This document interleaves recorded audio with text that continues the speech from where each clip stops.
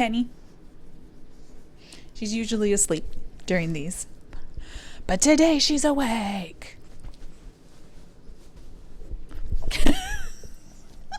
Okay.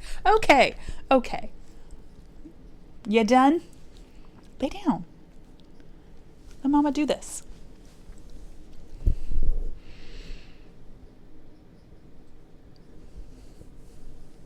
Okay. It has been a long time since I have filmed anything in my realistic practice project video series. So here I am on the floor in my office, just getting cozy. Brought the microphone with me. Yeah. So there's a reason that it's been a long time, and that reason is I haven't been practicing that much. Shocker.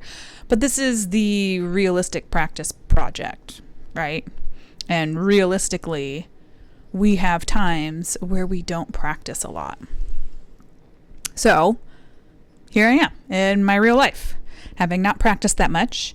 I'm probably going to practice for a little bit today. I'm hoping to get 30 minutes maybe. So I just thought I would be honest with anyone who's been following along on this project about what has been happening and what I'm going to try to do in the future. So I have some notes here. Literally recap, new things, plans. Like, that's it. That's all we're talking about today.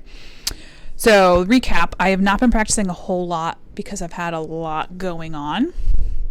My studio recital just happened on Saturday. They played beautifully. Such a proud flute mom. Excuse me, need a coffee break.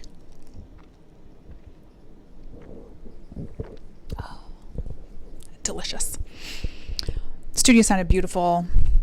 My husband went and interviewed for a job recently, and he won that job. So my husband is now the assistant professor of trumpet at Louisiana State University. So we are moving to Baton Rouge. So a lot of the past few weeks have kind of, whenever my husband and I have been able to be together, has been talking about our plans and what are we going to do and how are we going to get there and when. Always thinking about what are we going to do next. And it ended up that all of the things that I was kind of practicing for this summer have kind of disappeared. We're not going to be able to go play in a chamber music festival that we were planning on playing in. So we're going to put that piece on the back burner and play it hopefully on one of his faculty recitals in the next year. So we had to cancel that. And then we decided that I was going to have to cancel my teaching at the Destination Band Camp at UCA here in Arkansas. And I had to cancel my Conway Summer Flute Seminar, which was really disappointing. But all of those things were kind of what I was working towards. And so they all kind of just disappeared. And I kind of felt like, well, what do I do now? What do I have to practice? I can always work on fundamentals. But that's what your brain does. It's just like, well, now I don't have anything to practice for.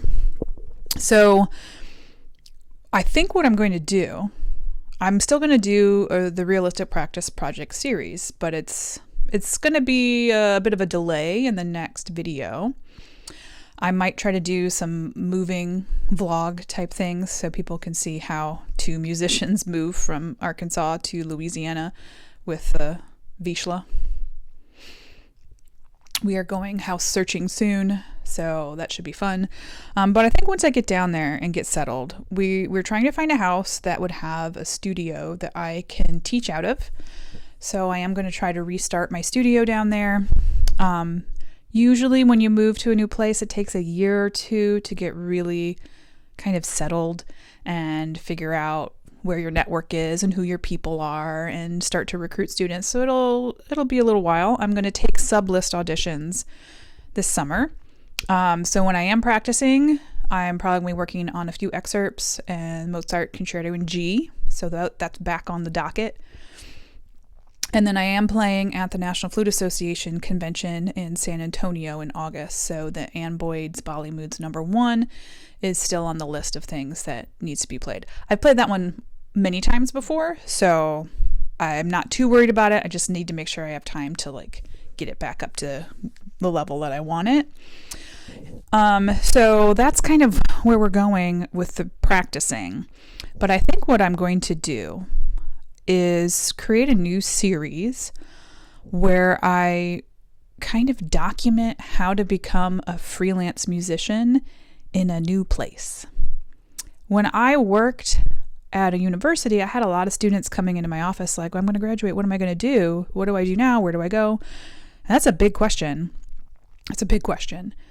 And so I thought it might be helpful for people, especially younger musicians who might just be getting out of college, just be getting out of their undergrad or master's, to see what you have to do in a new city in order to try and find work. So step 1 is sublist auditions for anything within driving distance. Step 2 is going to be contacting band and orchestra directors, trying to get in front of students so that I can recruit them to join my studio. So I'm going to do this series. It's going to be more vlog style where you just get to see what do I have to do in order to find work in a new place. So I'm moving into Baton Rouge area, and I don't know anyone in that area other than my husband, and I will meet his colleagues, I'm sure. I know Stephen Clark, who's up in Natchitoches, Louisiana, but that's about a 2.5 hour drive, but I'm sure I'll see him pretty often. But that's the only people I know. I don't really know anyone else. So I'm going to have to get out there, network, make some introductions, stuff like that. So if that's something you would like to see, let me know, because I think it's something that hasn't really been shown. People talk about it a lot, but you don't see it. So I kind of would like you to see the nitty gritty of what it actually takes. How long does it actually take to start finding some work? So we're going to do that. As for practicing, I will film as much as I can when I can. Right now, I am only doing 15-minute blocks of practicing because I am in a pretty good amount of pain. I need to see my chiropractor, and I have to drive to Oklahoma to do that. That's a whole other story. Yes, I do have to drive to Oklahoma. I'm hoping to avoid that type of drive when we move. But yeah. So Friday, I finally get to go see the chiropractor, and then I'll probably need a day to rest. So practice is not high on the list of priorities at the moment. When it comes back on the list of priorities, I am definitely going to be working on fundamentals. My plan, practice-wise, moving forward, is to really, really reevaluate how I want to sound, or reevaluate how I'm playing now and if it fits into the concept of sound that I want to create. Because I think for many years, many students are just told, hey, here's how you play the instrument correctly. Here's how you're supposed to sound. And I don't necessarily know if I like all of the aspects of my sound. There are things I wanted to work on. I want to make sure I have as little tension as possible in my throat because I'm noticing a little bit of throat noise. I want to make sure that I'm playing with lots of different colors. I want to make sure that I'm not just using one homogeneous color over all ranges. I want to expand the color palette that I can use. I want to take risks musically with that. I really want to learn some particular repertoire. I just heard the Malcolm Arnold concerto, the first concerto for flute the other day, and I love it. So I think I'm going to buy the Malcolm Arnold concerto and learn it for no reason other than I would like to learn it. So that's kind of the plan moving forward with the Realistic Practice project. A little bit on hiatus, but I'll try to record here and there kind of what I'm doing realistically during this type of time. I mean, we're trying to move in a couple months. We would ideally like to be moved by July because my husband has an international trip planned mid-July. So it'd be kind of nice to get down there before that trip because as soon as he comes back, it's almost time to go to National Flute Association. So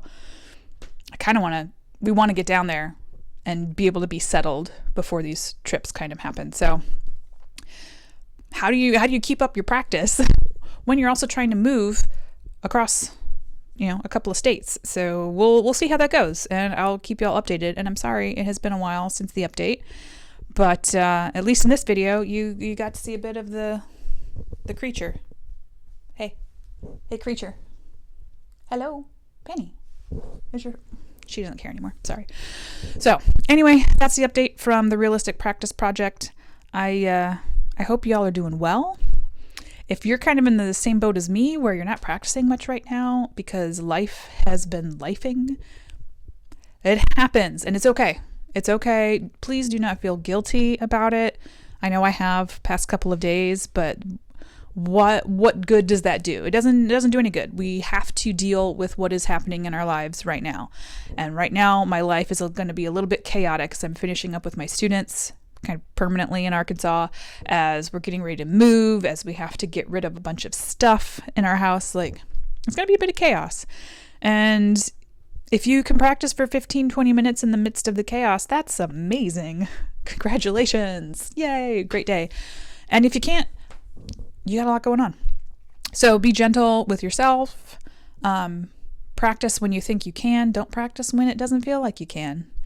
There will be time later. Sometimes life has to come first, and that's okay. All right, I will see you all in the next installment. Thanks for watching. Bye. Hi, babe. Hello. You want to sniff the microphone? Okay. Okay, good job. That was a good job. Can you lay down? You smell like fish.